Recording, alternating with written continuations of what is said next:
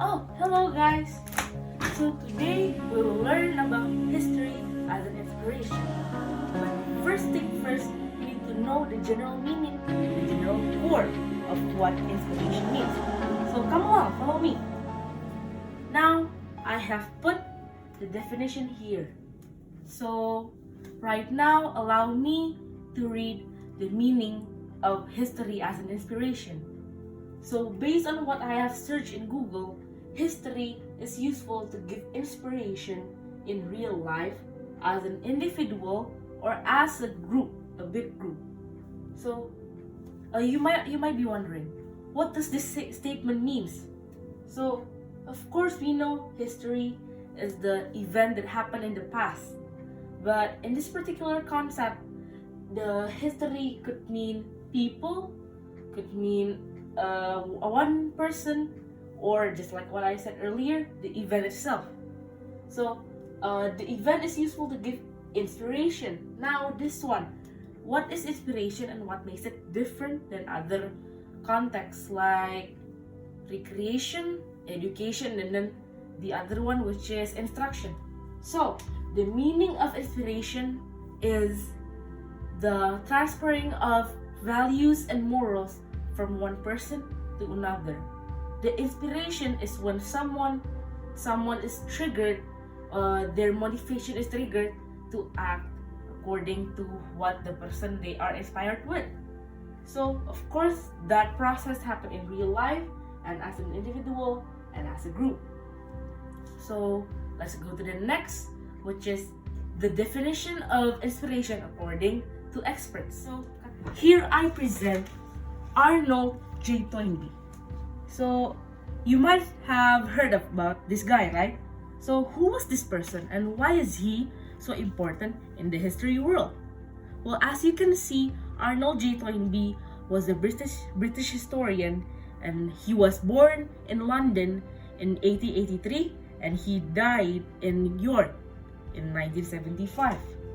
So here is his statement. What he said was that history not used is nothing. For all intellectual life is action, just like practical life. And if you don't use it properly, it might as well be dead. In my opinion, the meaning of his statement is that the inspiration got by the person who know the history, if they don't know the true meaning of what just happened, then I guess they haven't discovered the whole picture yet. Let's go to the next part, which is the benefits of getting inspiration from history. The benefit of history as an inspiration is to trigger human motivation. So what is the meaning of this is when human reacts to the history, to what he or she thinks that it has inspired them, and then they act. The action itself can be good and can be bad. We can see some examples of people who got inspired by history. So let's go to the next part, inspiration. So right now we'll watch a video about people, historical people who are inspired by other people.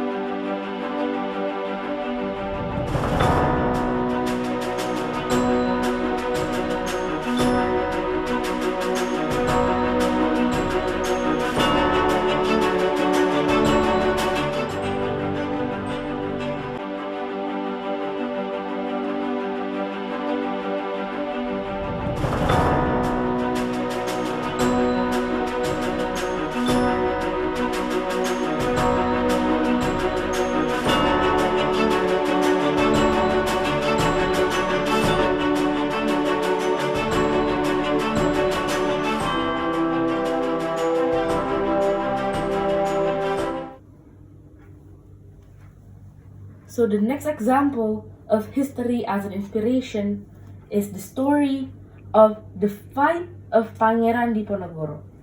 He was a very influential hero that was born in 1785 in Yogyakarta, and he died in 1855 in Makassar. Why is he so famous? As you can see, his story is when he fought the Dutch for 5 years, even if he lose, but at least his undying spirit is what inspires the whole generation of Indonesia. As you can see, General van der Kolk was the one who captured him in 1830, and that tragedy was painted by one of Indonesia's very famous painter who was named Raden Saleh. So, the next use of studying history is as an instruction. So what's the meaning behind instruction? Instruction is when history serves as the basis for carrying out or enforcing an instruction that citizens may call as the policy of a country. Learning history for recreational purposes is very useful for us and is able to enrich our knowledge in history. History is able to give off happiness and an aesthetical feeling because the writing of history attracts the readers to fantasize without moving from their seats.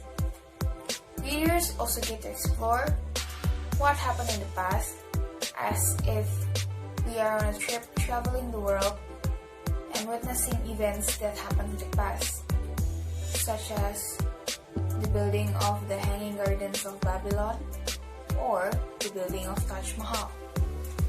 Through history as a recreation, it pushes the citizens to be more developed and open-minded, more outgoing, disciplined, hardworking, respects the law, innovative, productive, and is willing to work harder and work together to reach the goal of the country. The history of Indonesia has been shaped by its geographic position, its natural resources, a series of human migrations and contacts, wars and conquests, as well as by trade, economics, and politics. Indonesia is an archipelagic country of 17,000 to 18,000 islands, 8,800 of them named, and 920 of them permanently inhabited, stretching along the equator in Southeast Asia. The country's strategic sea lane position fostered inter-island and international trade, and since then, trade has fundamentally shaped Indonesian history. The area of Indonesia is populated by people of various migrations, creating a diversity of cultures, ethnicities, and languages. Indonesia used to implement the system of kingdoms during the early days, and one of the oldest and earlier ones in the history of Indonesian kingdoms is the Kutai Martadipura Kingdom. It is a Hindu kingdom and is believed to have existed since the 4th century or even earlier than that. It is located in the Kutai area, East Kalimantan. 7 stone pillars or yupa, which means sacrificial posts, have been found in Kutai, specifically in Kamat Estuary in Mahakam River. Most kingdoms that existed in the early days are mostly Hindu, Buddhist, and Muslim kingdoms. Religion plays an important role within the Indonesian society and in the daily lives of the people. Indonesia is the country with the largest Muslim population in the world, but it also contains millions of people that hold other main world religions as well. This section gives a description of the main religions in Indonesia, with Islam, Christianity includes Catholicism, Hinduism, and Buddhism. It gives a historic framework and describes the current role of religion in the country. Next up, we have Rome. Roman history has been very influential to the modern world and is divided into a lot of different periods, which I will not explain at this very presentation. The origin of the city's name is believed to be taken from the founder, Romulus. Legends say that Romulus and his twin Remus were suckled by a wolf after being abandoned and decided to build a city. The brothers argued, Romulus killed Remus, and he decided to name the city Rome after himself. Rome grew from pastoral settlements on the Palatine Hill and other surrounding hills from the Tyrrhenian Sea on the south side of the Tiber. On this present day, Rome is a very well-known destination among travelers from all over the world. It is now a modern metropolis, but at the same time reflects the historical journey. The historical center, identified as those parts within the limits of the ancient walls, contains archaeological remains from ancient Rome and are continuously being excavated and open to public, such as Colosseum and catacombs.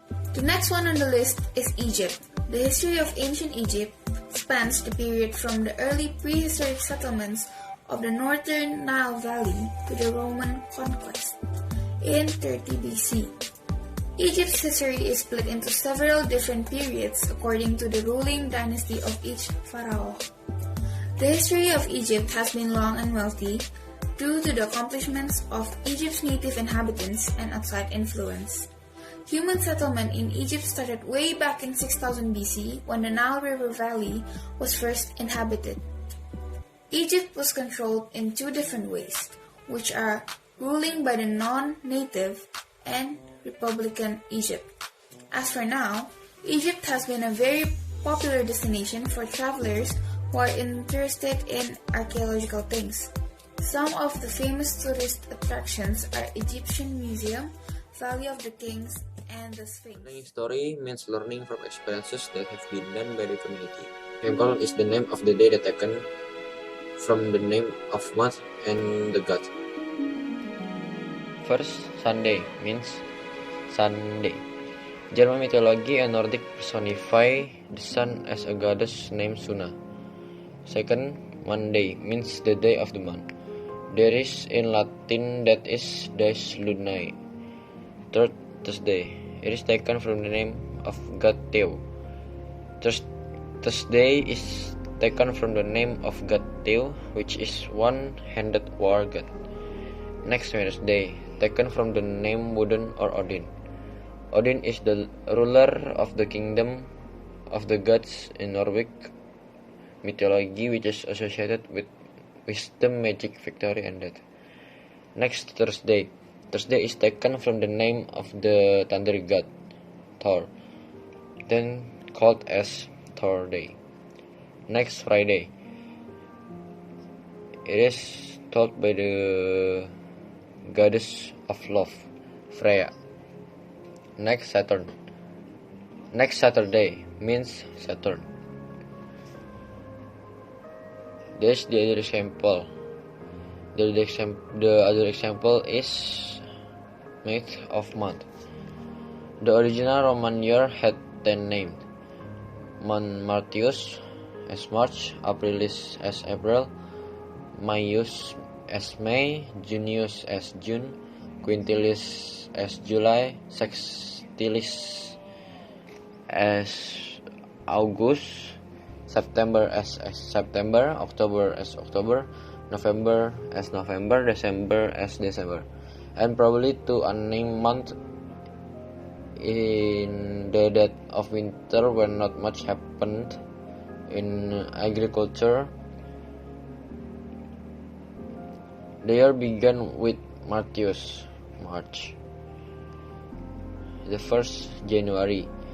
Janus is the Roman god of gate doorways, depicted with two faces looking in opposite direction. His festival month is January. Next, February, month of Februa. Februa is the Roman festival of purification. Next, Mars. Came from Mars, was the original beginning of the year and the time for the resumption of war. April.